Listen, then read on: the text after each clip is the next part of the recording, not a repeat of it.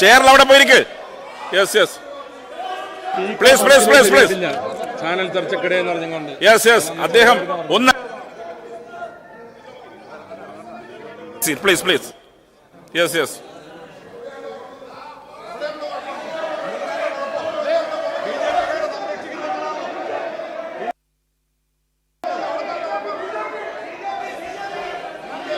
Yes yes please please please. അദ്ദേഹം സംസാരിക്കട്ടെ, LOP സംസാരിക്കട്ടെ. യെസ് യെസ്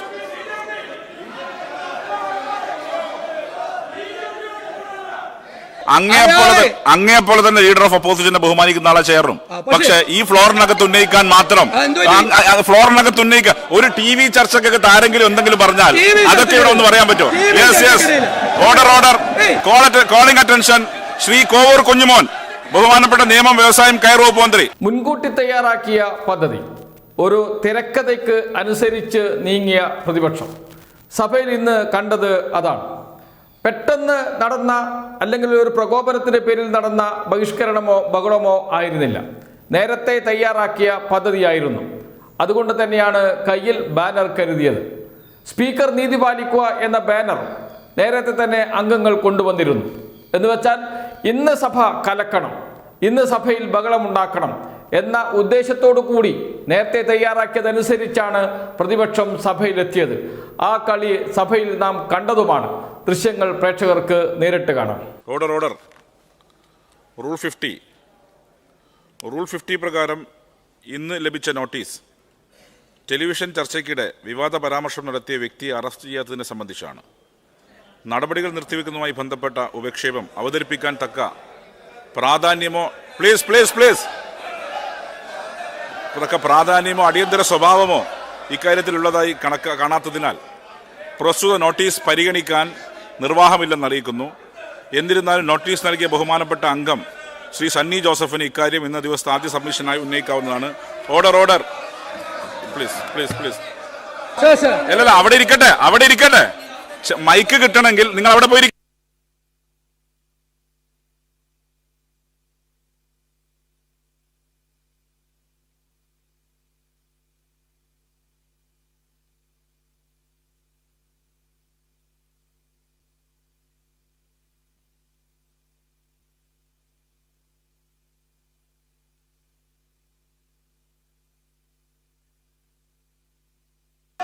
ചെയറിൽ അവിടെ പോയിരിക്ക്.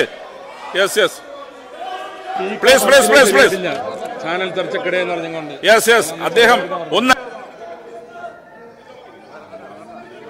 Please please. യെസ് യെസ്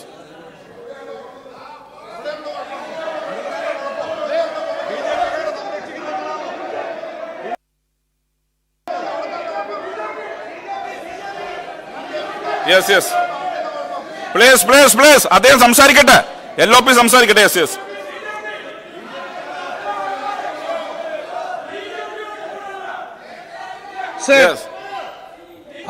ഇന്നിവിടെ കൊടുത്ത നോട്ടീസ്, ബഹുമാന്യനായ ശ്രീ സണ്ണി ജോസഫ് ഇവിടെ കൊടുത്ത നോട്ടീസ് വളരെ ഗൗരവതരമായൊരു വിഷയം ഉയർത്തിക്കൊണ്ടുള്ളതാണ്.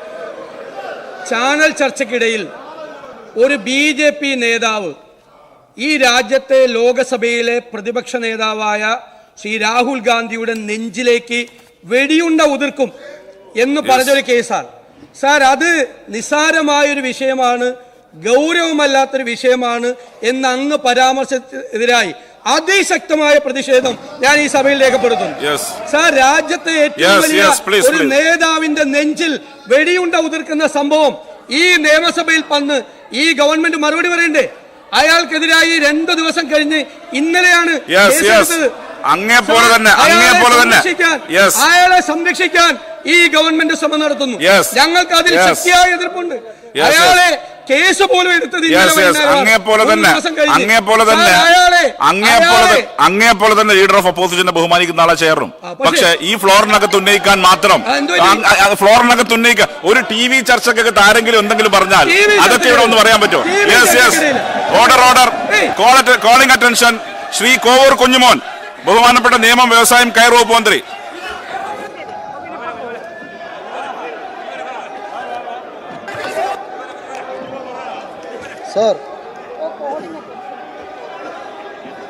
സാർ വളരെ കേൾക്കാം. അല്ല, എനിക്ക് കേൾക്കാൻ വയ്യ സാർ. അല്ല, പറയുന്നത് കേൾക്കണ്ടേ സാർ?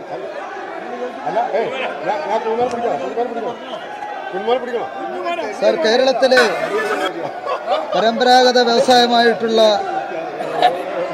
കശുവണ്ടി മേഖല സാർ, ആയിരക്കണക്കിന് സ്ത്രീ തൊഴിലാളികൾ പണിയെടുക്കുന്ന വളരെ പ്രധാനപ്പെട്ട മേഖലയാണ് കശുവണ്ടി മേഖല. UDFന്റെ കാലഘട്ടത്തിൽ കശുവണ്ടി തൊഴിലാളികൾക്ക് കൊടുത്തിട്ടേ ഇല്ല സാർ. ഇടതുപക്ഷ ജനാധിപത്യ മുന്നണി ഗവൺമെന്റ് കേരളം ഭരിക്കുന്നതുകൊണ്ട് പാവപ്പെട്ട തൊഴിലാളികൾക്ക് അർഹതപ്പെട്ട ആനുകൂല്യങ്ങൾ കൊടുത്തുകൊണ്ടിരിക്കുകയാണ് സാർ. എന്താണ് ഇവര് കാണിക്കുന്നത്? കശുവണ്ടി മേഖലയെ സംബന്ധിച്ച്, കേരളത്തിലെ തൊഴിലാളികളെ സംബന്ധിച്ച് പറയുമ്പോ ഇവർക്ക് പുച്ഛമാണ് സാർ. ആ നിൽക്കുന്നവർക്കും പുച്ഛമാണ് സാർ. എന്തൊരു വിരോധാഭാസമാണ് സാർ ഇവിടെ നടക്കുന്നത്? സാർ, പ്രതിപക്ഷം ഇവിടെ എരമ്പിക്കേറി വന്നില്ലേ?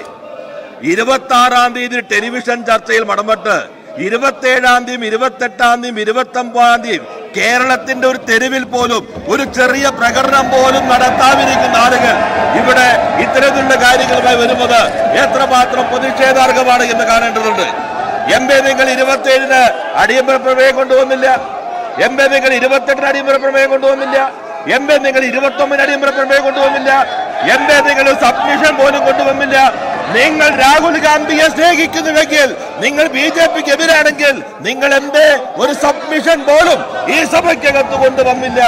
അപ്പൊ നിങ്ങൾ രാഹുൽ ഗാന്ധിയോടൊപ്പമല്ല എന്ന് തന്നെയല്ലേ തെളിയിക്കുന്നത്?